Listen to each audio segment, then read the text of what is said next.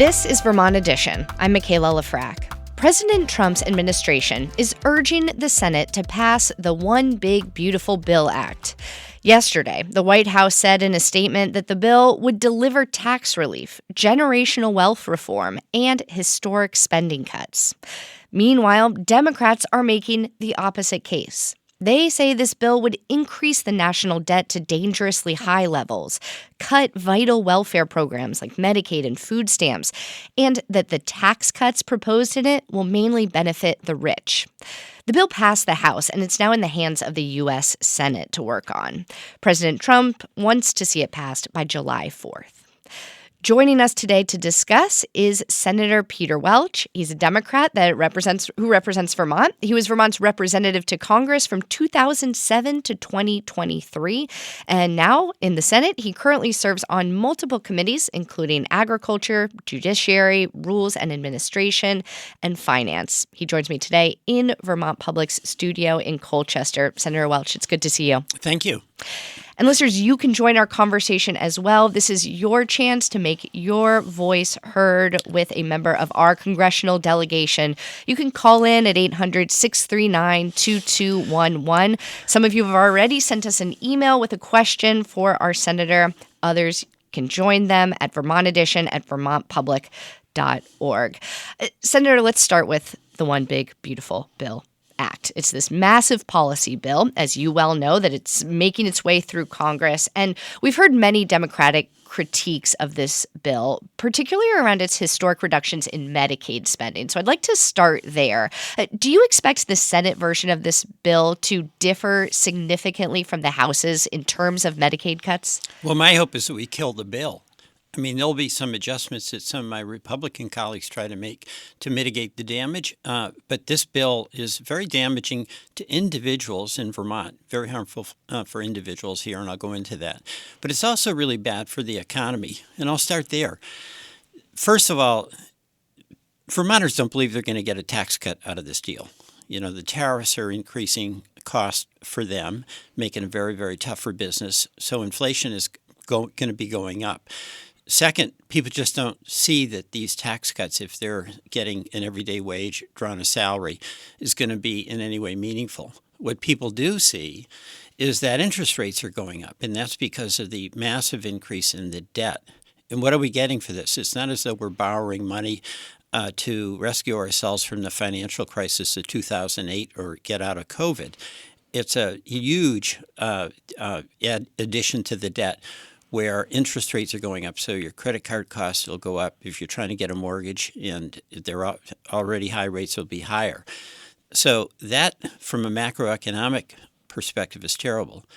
From an actual impact on Vermonters, we've got like thousands of people who get their health care through Medicaid, and that includes disabled kids, and the parents are taking care of those kids, and Medicaid's a lifeline. They can lose that health care.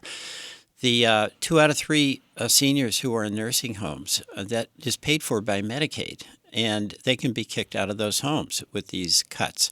So it's very, very damaging there. Also, Vermont has strongly supported nutrition programs, Farm to School, Meals on Wheels, school lunch, also the SNAP program. It's about $6 a day for families that are eligible. It really makes a difference. There's going to be billions of dollars cut from both Medicaid and the SNAP program, Meals on Wheels. And why in the world are we going to do that when the benefit is essentially going to be higher debt and some significant tax cuts to very, very wealthy people who don't need them and aren't asking for them, in corporations that are already paying record low tax rates. So there are some tax cuts that it seems like would benefit people who are in lower income brackets, such as like no tax on tips and overtime pay. Would you support any of those provisions if they weren't also part of this massive legislation that also includes things like cuts for health insurance and food assistance? Well, see, I would absolutely support lowering the tax rates for working class Vermonters. Whether you work in a warehouse or you work in a restaurant, I think you should have lower taxes compared to the Elon Musk of the world. So I would definitely favor that. But the vast majority of this goes towards the very wealthy and the corporations. So it is not going to be, in my view, very strongly in my view, it's not going to be beneficial to Vermonters. And by the way, when you have these cuts, like to Medicaid or the Affordable Care Act, where people get some help paying the premiums if they're in the gig economy, what happens then is that those folks still get sick. They go to the community hospitals. They're operating on a thin margin right now. So they're going to be, those hospitals who are in jeopardy now financially are going to be very, very harmed by this because they won't get the pay. They won't get reimbursed for that coverage. So, and then ultimately what happens is that those folks who are on employer-sponsored health care, those premiums go up and the cost shift that we all know about intensifies. So from a public health standpoint, this legislation is a very significant threat to the well-being of the healthcare system we have here in Vermont. Okay, so help me understand something here, Senator. I was reading an article this morning from Politico, and they reported that in the 2024 election, nearly half of Medicaid recipients, 49%, voted for President Trump, and that's compared to 47% for Kamala Harris. So basically, a lot of people who get Medicaid are Trump supporters. So what's going on here? Has there been a failure of communication about the stakes of these Medicaid cuts, or is Medicaid potentially less important to Republican voters than Democrats are betting on? Well, I'd say two things. First of all, on the question of what's in this bill, the polling shows that when people are aware of it, and it's like a third of the people are aware of it, like 75% are against it, including well over a majority of Republicans. People want their health care. And by the way, Trump claims that there's no Medicaid cuts in the bill, which is a total lie. So people like their Medicaid. And the public awareness is really important so that more people are aware that this is a legislation that is going to have a huge impact. Yes, he's made statements saying that Republicans in the Senate should protect Medicaid. He said that, Yeah. and it's not true. This bill takes $700 billion out of the Medicaid program. So he said, we've seen this with President Trump. He says it, but it's not true. But the second thing is a very interesting question. How is it that folks who will lose Medicaid voted for Trump? And this is where I think Democrats have to ask themselves that question, because what Trump did do is speak to the discontent that a lot of people have that the system or the economy is not working for them. And in fact, I'm in agreement with that. If you're going paycheck to paycheck, if you have a car breakdown, if you have a kid who needs braces, you're not going to be able to pay your bills. So there's a lot of economic anxiety in a sense that we do need some significant change. And Trump, I think, very effectively tapped into that. His remedies are catastrophic for the well-being of working-class Vermonters and Americans. These tariffs are going to increase, and already are increasing our costs. You know, somebody who wants to get a Nintendo Switch 2, $100 additional costs because of the tariffs. So, and then if we start losing Medicaid, you're not going to have your own individual health care, but it threatens our hospitals. So a lot of these proposals that he makes are going to hurt, not help, even though I think on an emotional level he was very effective at tapping into people's sense that, hey, we've got to change things. You brought up Elon Musk a minute ago. I want to ask you about him because we've seen this rift between the close ties he's had with President Trump just in recent weeks. And he's also been speaking out about how this big, beautiful bill could affect the national debt. Elon Musk says the level of debt would be unsustainable. So now many Democrats find themselves agreeing with a person who for months they've been saying should not be as close to the president as he is and who is doing harmful things to the federal government. What do you make of this change? I mean, there's two things. One, Musk is just this larger-than-life figure. I mean, $400 billion, throws his weight around. He comes in and is a so-called special assistant, and he then rampages through government with his Doge cutting things where he sends out emails to individuals who've been working for 20 years telling them that they haven't been doing a good job and they're gone. And he demolishes USAID. We literally have food that is in a warehouse with children on the outside of the doors, and that food is rotting. Medicine, the same way. So I have real problems with him and his approach and his bullying. But on the other hand, there's certain positions he takes that I favor. He's for electric vehicles. That's a really good thing. We should be maintaining support for the transition to a clean energy economy. And his criticism of this bill on the basis of it adding to the debt is absolutely correct.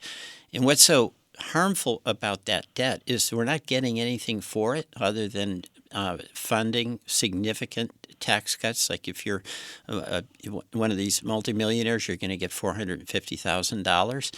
So I'm with him on that. And I also see this debt issue as something that we do have to address it, because a country does have to borrow at times if there's an emergency, if there's a war. But where you're borrowing just to finance a tax cut, that's wrong. Recently, my colleague Bob Kinzel sat down with your predecessor in the Senate, Senator Patrick Leahy, who retired about 2.5 years ago. And they discussed the budget bill. And Senator Leahy, I was struck when I was listening to the tape. He had some really strong words about members of the House and Senate who are not opposing President Trump. Let's take a listen. And I am worried that the Senate, which can be and should be the conscience of the nation, remember there's only 100 senators, 100, to represent over 300 million Americans. They have a responsibility to more than just their own careers. They have a responsibility to the country. And they've got to stand up and say, you can't ignore the law like this. You can't just do away with departments that are congressionally mandated.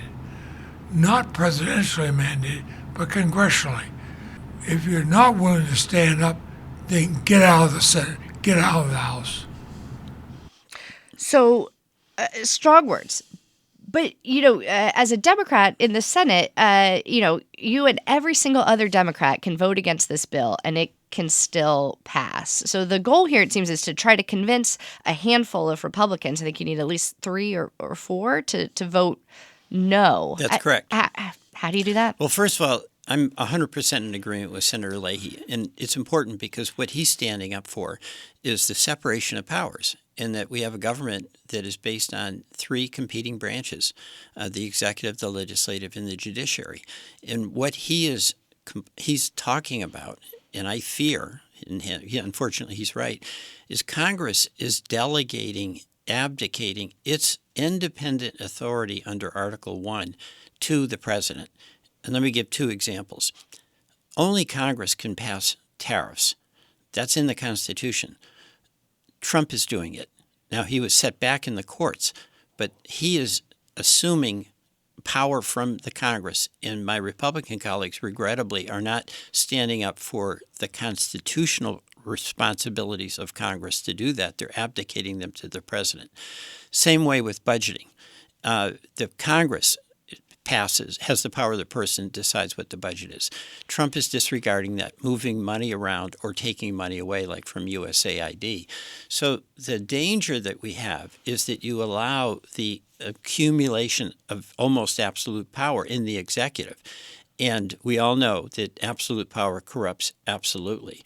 And that's where in the Congress that Patrick Leahy went to as a young man in 1974, Republicans and Democrats would never have allowed a president like Nixon to impound money and interfere with the congressional authority. So that's what he's talking about, and I agree with him because it's very painful for me to see my colleagues essentially just accede to whatever it is the president wants.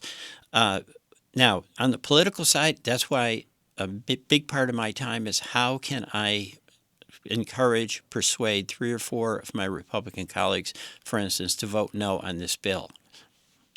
We got a question about this from a listener named 10 who asks, what are you doing to block the reconciliation bill before the Senate? And another person asked, Carl in Essex asked, how do you choose your wording when you are pushing back against Trump's repressive policies? Do you consider that choices that resonate in very blue Vermont could end up hurting their chances in more purple states? Well, the most comprehensive way I've approached trying to deal with this budget disaster in this bill is by getting the information out. And the same thing with tariffs, which I think are having a detrimental impact on Vermont businesses, Vermont farmers, and Vermont consumers. So a lot of what I'll do is have roundtables where we will have people who are going to be affected by the tariffs or be affected by these Medicare cuts, Medicaid cuts, to be able to talk about that and get that information out. And what I do with my Republican colleagues is I don't give them a lecture, but I'll find out about the community hospital situation in their district or their state. And I'll ask them, what's going to happen if this bill passes to your community hospitals? And then the reality is the answer is that those hospitals in their districts are going to be really hurt. So what I'm trying to do is encourage them to have more deference to the needs of the people they represent than they do to the will of President Trump. And those folks are under an immense amount of pressure on the Republican side to basically do whatever Trump wants. And that's painful to see because that what Trump wants to do, particularly in this bill, is going to hurt the people they represent. This legislation, the so-called Big Beautiful Bill, that is going to inflict bipartisan suffering. It doesn't matter whether you're in a red state or a blue state. You lose your health care, you lose your community hospital, you start paying higher tariffs. You see your colleges that are dependent on some of these grants and it's integrated and that's getting taken away. That's going to hurt all of us. You were recently part of a bipartisan delegation to travel to Canada to meet with the Prime Minister and other senior elected officials there. I want to hear more about it. We do have to take a short break, and I also want to get to some listener calls. So if you've called in to speak to Senator Peter Welch, stay on the line. You can join them at 800-639-2211. This is Vermont Edition. Stay with us. Thanks for listening to Vermont Edition, where support comes from Vital, Vermont information technology leaders. Did you know that 98.9% of Vermonters share health data with their providers through the nonprofit Vital to support better care? Learn more at vitl.net/sharing. Welcome back to Vermont Edition. I'm Michaela Lafrac. If you're just joining us, our guest today is Vermont Senator Peter Welch, a Democrat. He was Vermont's representative to the U.S. House from 2007 to 2023 before being elected to the Senate. Senator, we got an email just now from Will in Craftsbury, who writes that he works at a business in the Northeast Kingdom. And he says, quote, with the enacting of tariffs by Canada on their citizens in response to President Trump's tariffs, we have seen a total drying up of tourists visiting our business in the NEK. Now, a few weeks ago in late May, you traveled to Ottawa with a bipartisan delegation of 4 Democratic senators and 1 Republican. You met with the newly elected Canadian Prime Minister Mark Carney and other senior officials there in Canada. What was the tenor of that conversation? What were your takeaways? Well, before I get to that, let me just acknowledge what he said. Yeah. Tourism is drying up. It has had an enormously negative impact on tourism here in Vermont. I was with Senator Shaheen. It's really affected New Hampshire as well. Kevin Kramer from the Republican from North Dakota has really affected the tourism there. And it's all a self-inflicted wound. Our visit with the Prime Minister, first of all, it's the first time in 5 years that a Senate delegation visited with the Canadian Premier. And that, I think, is terrible because we have such a close relationship. We've got to spend more time nurturing it. Second, Canada expressed to us, as we expressed to the Prime Minister, our desire to maintain the historically strong both economic and emotional ties that we've had with one another. But there was a lot of candor on the part of the Prime Minister and the Canadian ministers we met with. Canada is really upset with the talk about the 51st state and about the governor of Canada. They felt that their really good friend, the United States, was insulting them, obviously the words of President Trump. So it has made them think that they have to take steps to have some independence so that they're not totally dependent on the U.S. On the other hand, they clearly, and the Prime Minister stated this, and it was music to our ears, they want to restore the strong relationships we've had. And much of that will depend on whether this tariff regime that President Trump is pushing gets resolved. That's having enormously disruptive impacts on their economy, and they can't be subject to a situation where already since tariffs began, President Trump has changed them 22 times. That's creating enormous disruption in Canada, and by the way, here as well. So they want to maintain the relationships with us. I think most of us in the Senate, all of us probably, want to maintain that special relationship we've had with Canada. And that means that if we're going to have trade negotiations, that they should be bipartisan or bilateral discussions rather than whimsical day-to-day changes that come out of the White House. Why do you think there weren't more Republicans as part of this delegation? And there's so many states with Republican senators that border Canada. Well, it's tough for my Republican colleagues because they get in the crosshairs of President Trump. And by the way, until recently, Elon Musk. Trump will take retaliatory action against anybody who he perceives as a foe, not just senators, but he will do that as well. So they fear an immense amount of electoral retaliation, including someone like Elon Musk, until recently, financing a primary against them. And, at a certain point, my colleagues on the Republican side have to make a decision as to whether what Trump wants to do is really hurting their people, the people they represent, like the folks who do need Medicaid, or the folks who have businesses where these tariffs are going to really hurt them. My hope is they'll come around and make a decision that's best for the people they represent as opposed to just appeasing Trump. Let's bring in some voices of Vermonters here. We have Tina calling in from Clarendon. Tina, you're on the air. Go ahead. Hi, thank you. Thank you for taking my call, and Senator Welch, thank you for your work.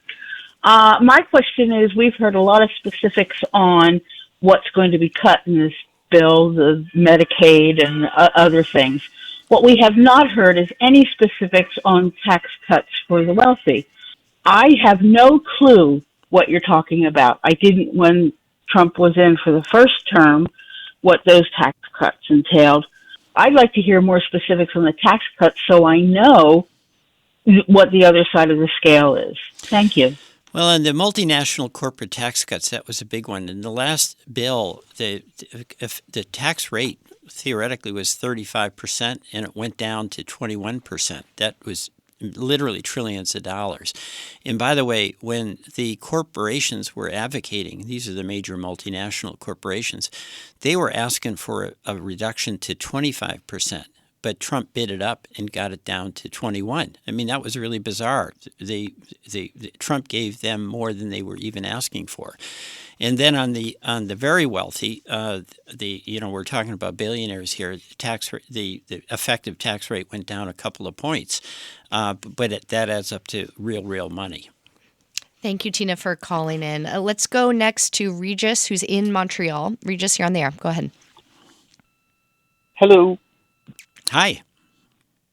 How are you? Good. Okay. What's your question for the senator? Oh, okay. I have several properties in America: Florida, Vermont. I got a large sailboat in Plattsburgh, New York. Good for you. Crossed the border on Saturday. Yeah, well, I worked for it. I didn't inherit it. I believe you. I earned it. Okay. Now, the other thing is I crossed the border, and it was like nobody on a Saturday. Crickets. I mean, I could hear crickets at the Lacole border in Plattsburgh. It was dead quiet. I went out to dinner at the Texas Roadhouse again. I spoke to the waiter. He said we had to shut a shift because there's no more Canadians coming into town. So it's kind of sad because, I enjoy coming to America, and it's kind of sad coming here, and, the Canadians are there. Hope things go back to normal. And another thing, I hope, go right ahead. No, an earlier caller from the Northeast Kingdom was talking about how tourism has really collapsed, and it has, and it's really harmful for our economy. But it's emotionally painful because Vermonters who are in the hospitality industry, they really like the Canadians being here. They've gotten to know many of the people who come every year at a certain time. So that's been a really unfortunate impact of the trade war, in effect. And my hope is, and that was the point of our trip up to Canada, is that we want to do all we can to get us back on track. Regis, did you have one more question for the senator?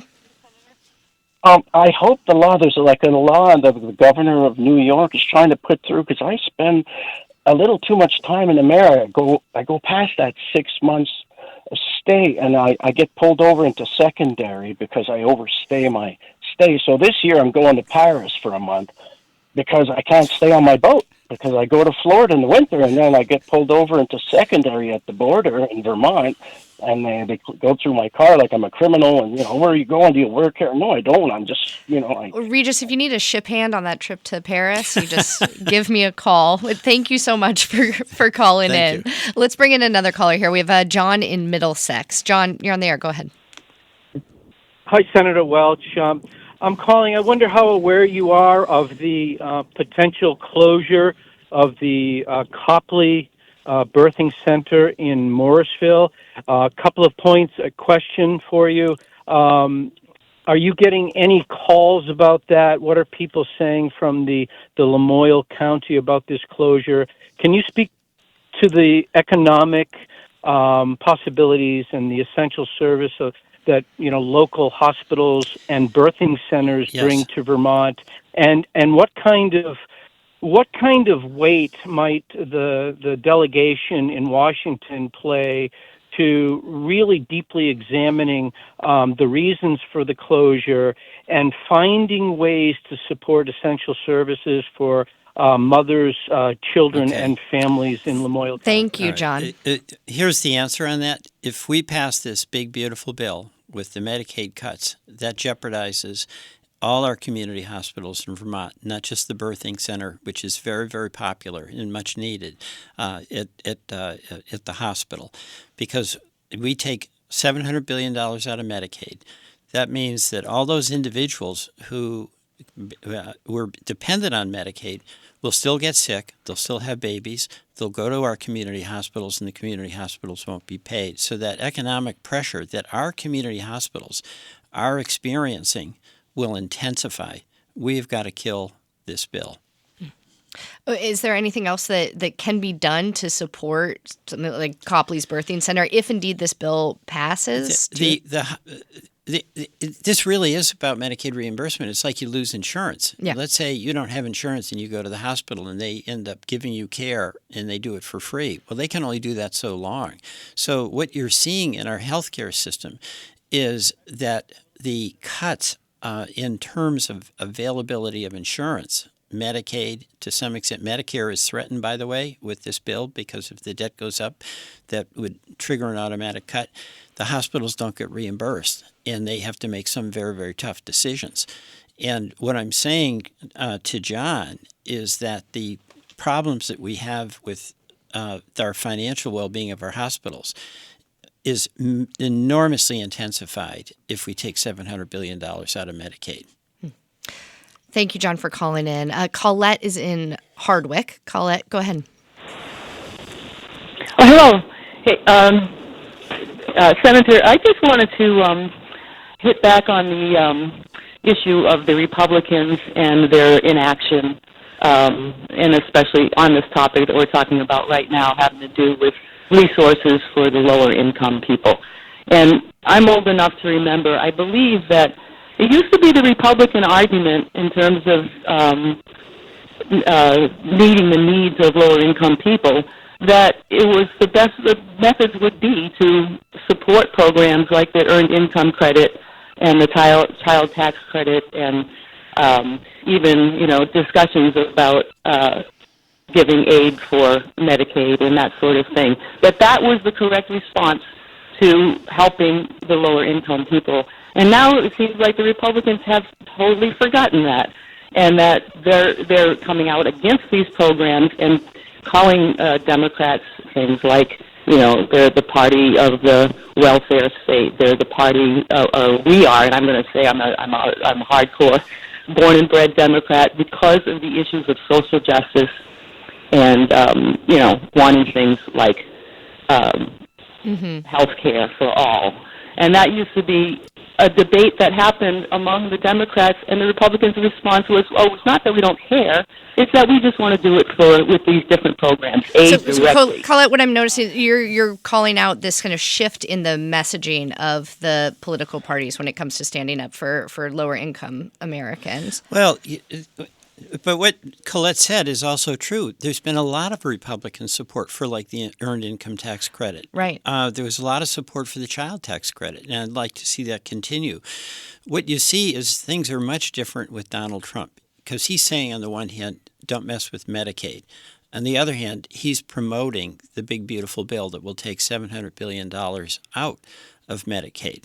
So you've got this dedication that Trump has to talk like he wants to maintain that very important Medicaid program when the bill he's demanding be passed cuts Medicaid by $700 billion. And it is to pay for tax cuts that do, by and large, go to very, very wealthy people.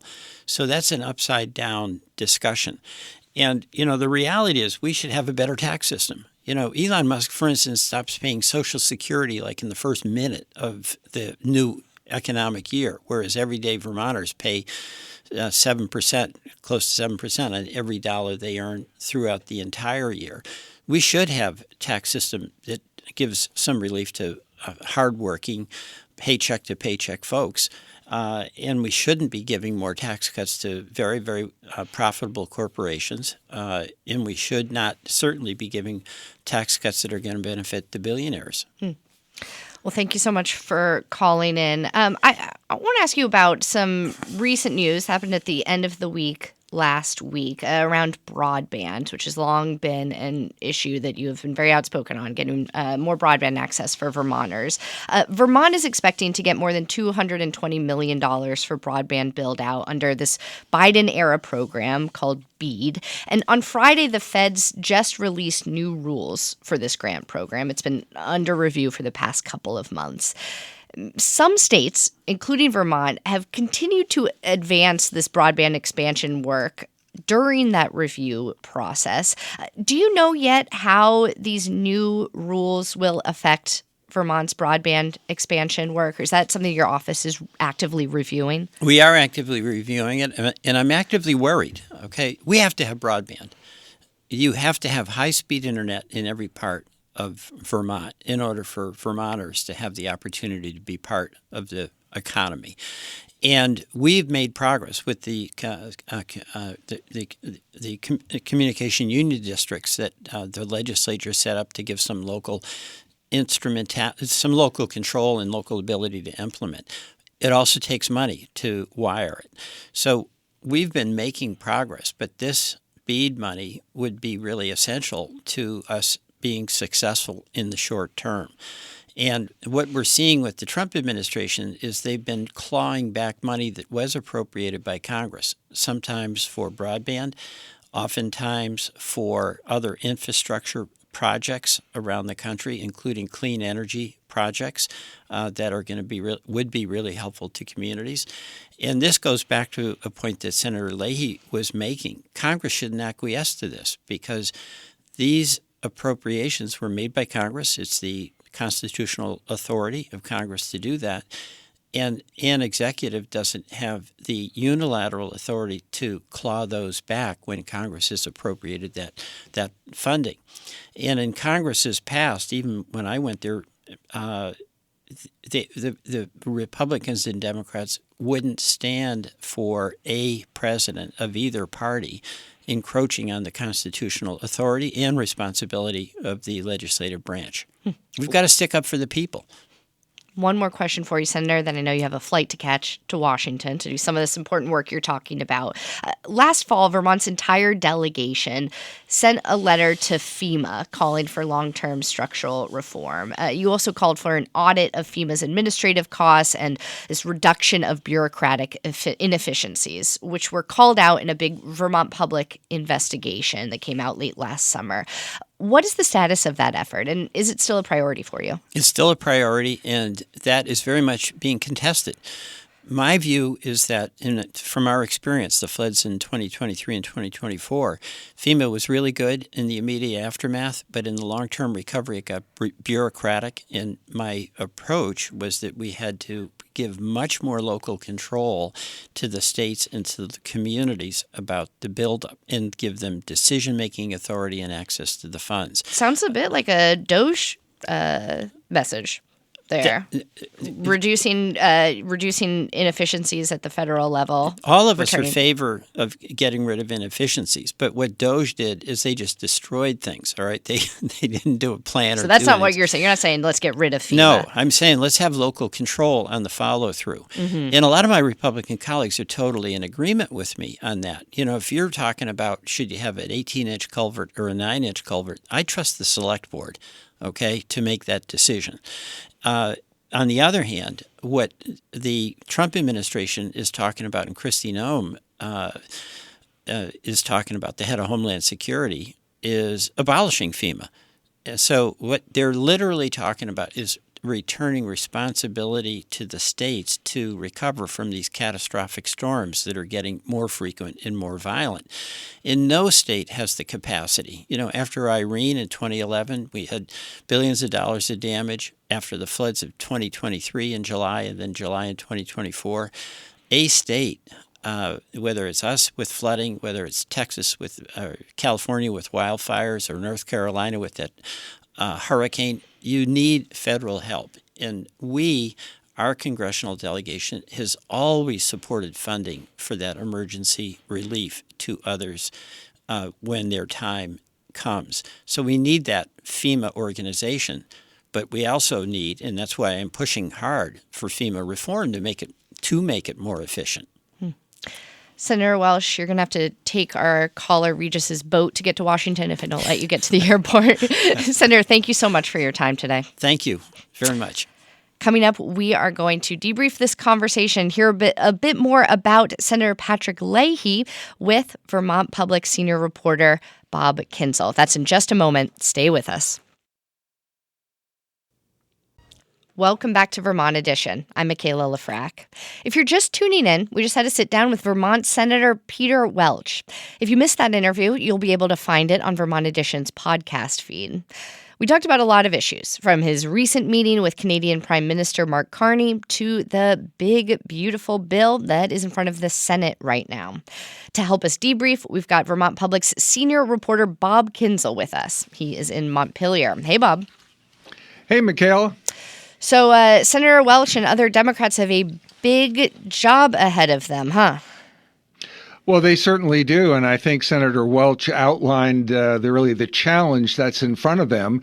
The Senate is 53 Republicans and 45 Democrats and 2 independents, so basically it's 53-47, and somehow they have got to convince 4 Republicans to stand up and to challenge this bill, and that it may be a combination of some senators who are a little more moderate and some who are a little more conservative. But I think that's where he's going to put his energy, as he was talking to you. I think Senator Welch, as a member of the Senate and as a member of the House for many years, had a policy of talking to Republicans. And I think he put it with you, I want to provide them with information. I don't want to lecture them. And talking about small rural hospitals and the impact. What kind of impact will that have in South Dakota, North Dakota, Montana? So that's where I see him putting his energy in the next several weeks, is meeting with many Republican senators and saying, let's take a look at the practical impact of this bill.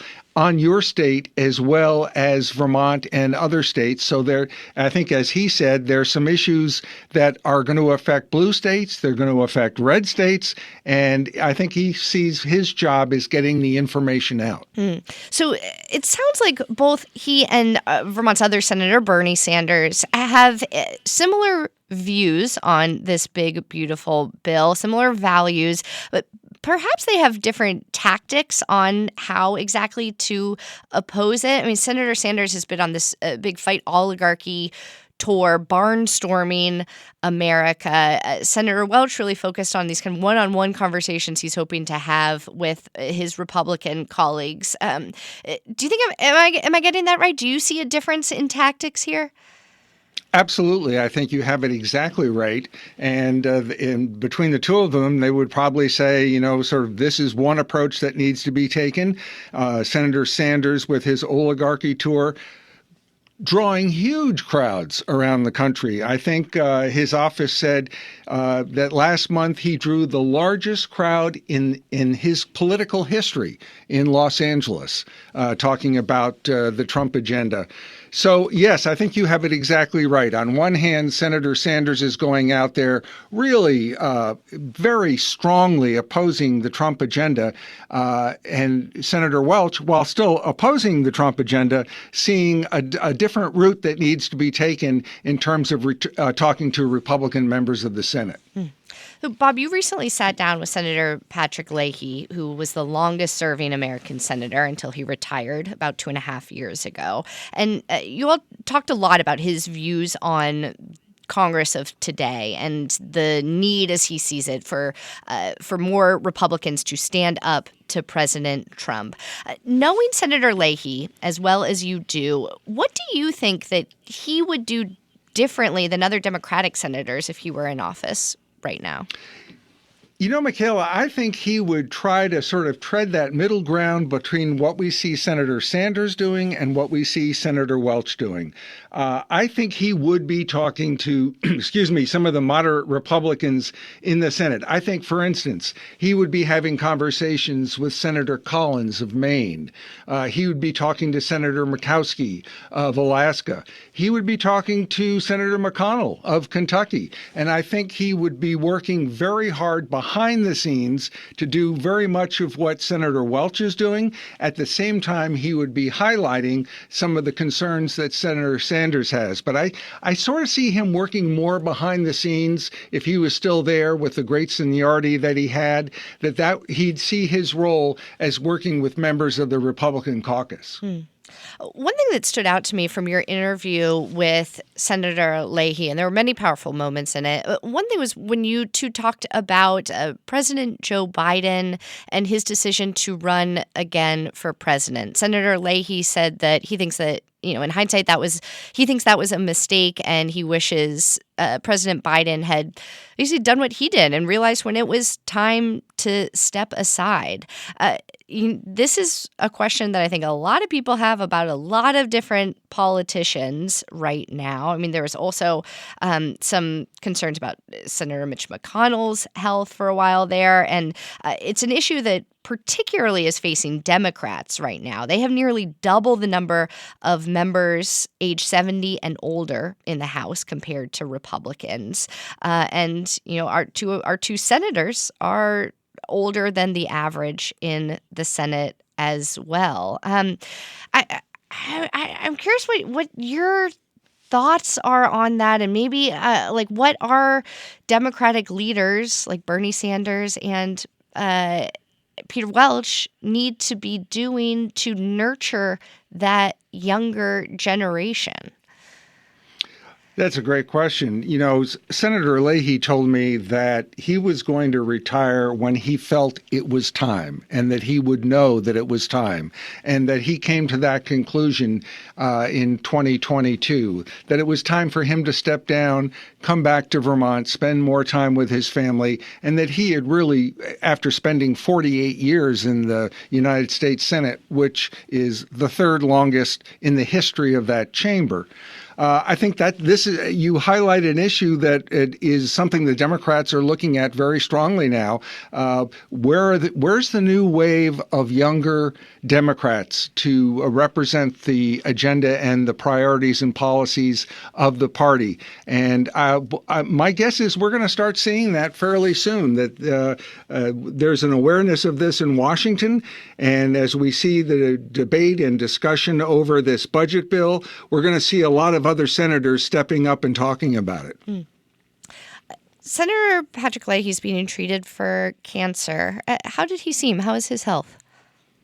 He told me his health was good. He has a very good prognosis. He has metastatic skin cell cancer. He has a tumor on his jaw. He's expecting a full recovery. His doctors tell him that he's doing very well. He was in great spirits when I saw him last week. Had a great sense of humor. We were talking about his involvement in trying to designate Lake Champlain as a Great Lake, and he got a lot of feedback on that, and it was ultimately dropped from the bill. But he had a great sense of humor about it, and he said really the only downside for him right now is that with his immunotherapy treatment, that he's very tired, and he has a very raspy voice. And you can sort of hear that in the cut that you played earlier in the program. Yeah. But he's in very good spirits. He feels like his doctors are saying you're going to make a full recovery. So he's getting out and walking and doing the best that he can. Oh, that's good to hear.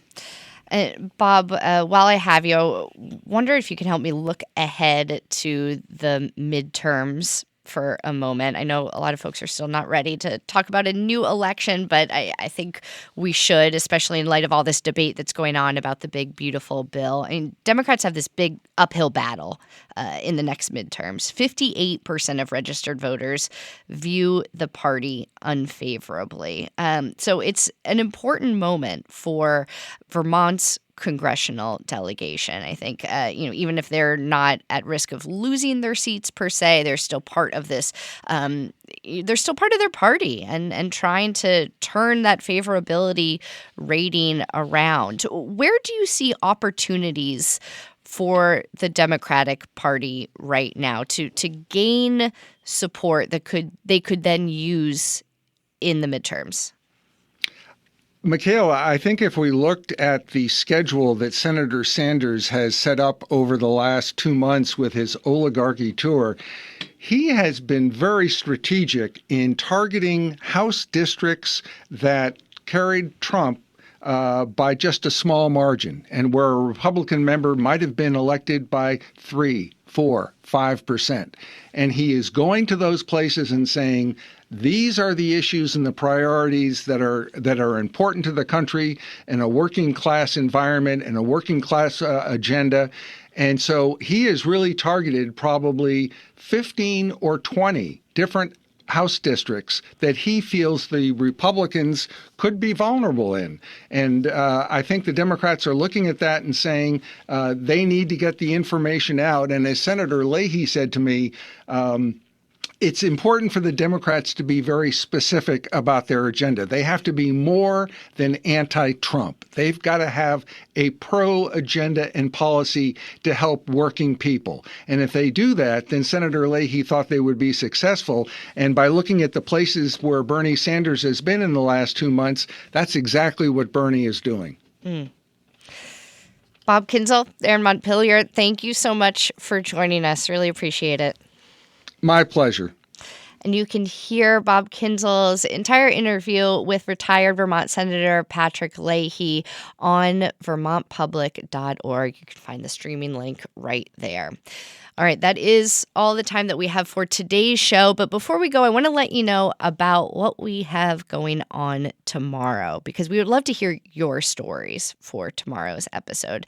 So you might have heard that the declining birth rate in America is a pretty big deal for a lot of states, including Vermont. Vermont leads the nation on childlessness, in fact. So tomorrow on Vermont Edition, we're going to listen to this new episode of Brave Little State, where reporter Nina Keck will explore the reasons behind Vermont's lack of children and the implications of this low birth rate. Then we're going to be joined by a University of Maine sociology professor to get your thoughts on the decision to have or not have children. So if you have consciously decided to not have kids and feel comfortable sharing your reasons why, we would love to hear from you for tomorrow's show. You can email us at vermontedition@vermontpublic.org. Today's Vermont Edition was directed by Mary Angish. John Ahrens is our managing producer. Andrea Lorien and Daniela Fierro are our producers. Our call screener today was Kelly Delorier, and our theme music is by Myra Flynn. I'm Michaela Lafrac. Thank you so much for listening, and we will catch up again soon.